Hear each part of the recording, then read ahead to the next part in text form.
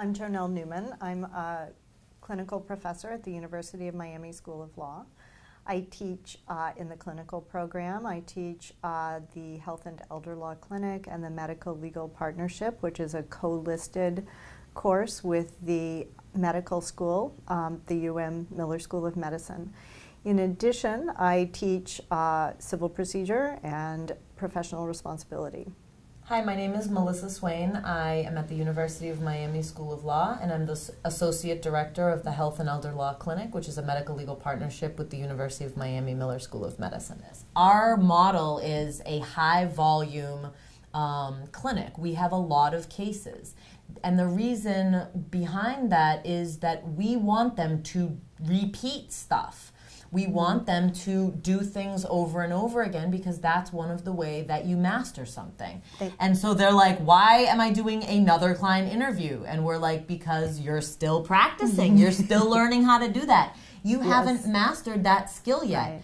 Right. And so, you know, the repetition piece, it's better if you explain why they're doing it so many times so that they don't push back. Would you want a doctor to do an exam on you that's only done one? No. And so you wouldn't want a lawyer to be your lawyer if they've just done one, you know? And so we try to explain to them, like, think about it in a different context so that it makes sense to them. Okay, I'm doing this for a reason and it's going to help me in the long run, and I'm going to be able to walk through the door of an interview or the door of my first job and have at least some confidence that I can do something. I do think what is truly unique about our clinic is that we have worked to also integrate another professional discipline into our clinical teaching and our clinical experience that is also a doctrinal theory and practice immersion for both legal and medical learners, so that we will have, I mean, last week, for example, our class was on cross-disciplinary ethical standards, and we spent a long time exploring what are the differences, for example, between a physician's ethical obligations and the enforcement mechanisms for a physician and those of the lawyer. Because inevitably, lawyers are surprised at a physician's approach and ethical responsibilities in the same way that physicians are surprised about lawyers and their confidentiality and what physicians tend to view as really this single-minded loyalty to an individual client. And lawyers are shocked to learn that a physician might see their role as requiring them, for example, to report an individual patient to law enforcement if they believe there is a reason to suspect, for example, domestic violence or child abuse. I think that since we take a holistic approach to the cases and to the clients, it's great when, you know, the client walks through the door with a problem that we usually do, let's say a Social Security case, but then they walk through with another legal matter that, you know, we haven't done in a while, or we haven't done ever. Like an eviction action. Like an eviction action. And so the students, you know, their eyes become so wide and they're like, wait, but we don't know how to do that kind of law. You know, they're so happy that they just got Social Security law and we've taught them that and they've done a case and they've done a hearing. So then a Social Security case walks through the door and they're like, this is great. And then the client is like, yeah, but I also have this paper, and I think it means I'm going to get evicted in 7 days. And then we say, okay, well, this is what lawyers have to do. Right. If you're going to take a holistic approach, you may have to go outside your comfort zone and learn another type of law. But that's okay, because that's what lawyers are trained to do. Part of the, you know, retraining of your mind when you're in the first year of law school is to be able to figure out and digest many different types of law. The substance is one thing, but being able to figure out, okay, well, I'm going to transfer my skills that I have, and now I'm going to learn how to do a housing case, right? Even though it's not rocket science, I haven't done it before. And so we try to help them figure out that it's going to feel uncomfortable, but you can do it, and that's actually what you're supposed to do. When I started, I had an office and 10 students, and that was it. There wasn't even a clinical office for the students. And so then we carved a little space out that was shared space, and we've slowly kind of clawed our way into creating actually what is a very robust set of clinics here at the University of Miami.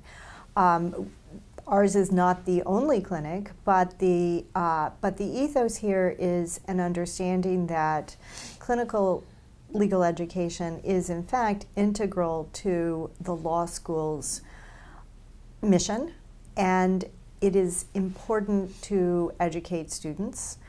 And so the clinical programs have grown over time. We expanded by having Melissa. It meant we could expand the number of students in the clinic, and now we're very lucky to have a clinical teaching fellow, which expands the number of students further and also expands the ability of students to see different potential role models and different potential approaches and styles. And it's a really rich learning environment in that regard.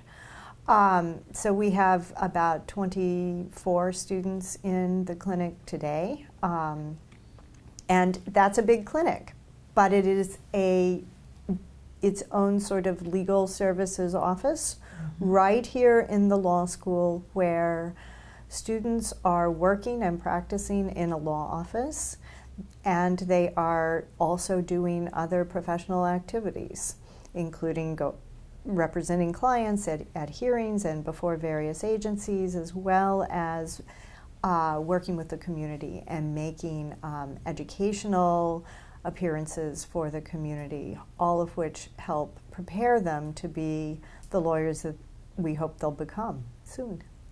One of the reasons why our clinic is so community focused is because both Jonelle and I probably would not be doing what we do if we could not be working with and in the community.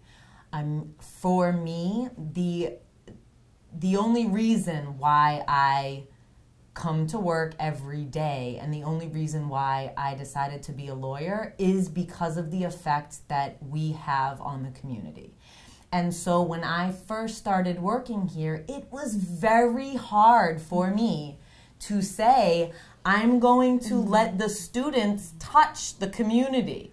I was scared that they would break it or they would mess it up.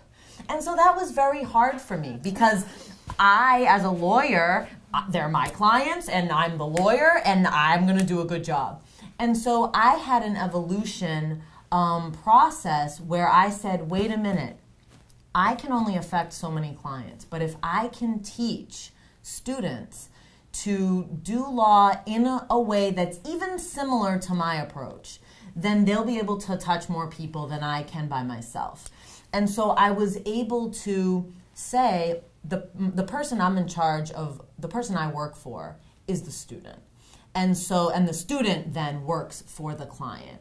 And so that was a transformation that happened in my approach to the clinical teaching, where I really turned the focus on, I want to teach the student how to work with the community, teach them about the cultures, teach them about the different languages, teach them about how to make that connection and how to break that barrier to getting into the community, but using your legal toolkit, your toolbox of law that you now have to affect and help the community in that way. We sat around and really tried to make a list. What is it we want to achieve with these students in this short period of time that we have with them? What do we think we can achieve with them? And what are the core competencies that they have to go out the door with? Right? So if they're going to have the Melissa and Jonelle stamp of approval, what are the core competencies that stamp represents? Right. You know, and part of what we do was think about, if we were going to hire somebody, what would we want? Because the students are worried about that. They do want to know, you know, what are the things that are going to get me hired? And we, you know, although public interest and poverty law is close to our hearts, we do tell the students, we don't expect all of you to go into public interest. There's not enough jobs in public interest for all of you to go that route. But these skills, these core competencies are transferable. And I think that we didn't do as good a job of being transparent with that in the past. But now that from day one, we tell them that from day one. And the thing that I like about having a year-long clinic is, you know, the first semester, they're still getting their feet wet. They're still figuring out what goes where. And you don't have that rapport with them in the beginning to really sit down with them and say, and we do it, but, you know, in the second semester, you really have a relationship with the students, and you can really say, look, you're doing great in these 10, 12 things. You are reaching the core competency in these. But we want to help you with the 4 or 5 things that you're still struggling with. And at that point, you're able to really tailor the rest of their time in the clinic to making sure that we can get at those issues. And so that's part of the reason why I really like being transparent about the core competencies as well as having them over an extended period of time. So for example, if a student has trouble, and we recognize it over time with client interviews or client intakes, that student's going to get 5 more client interviews and client intakes and not get necessarily the competencies that the students already mastered. And we really make, I mean, we meet on a weekly basis and we talk about how the students are doing and what our needs are in terms of assigning the students to particular tasks, and we try to match up the skills they need to develop individually with what we need to get done.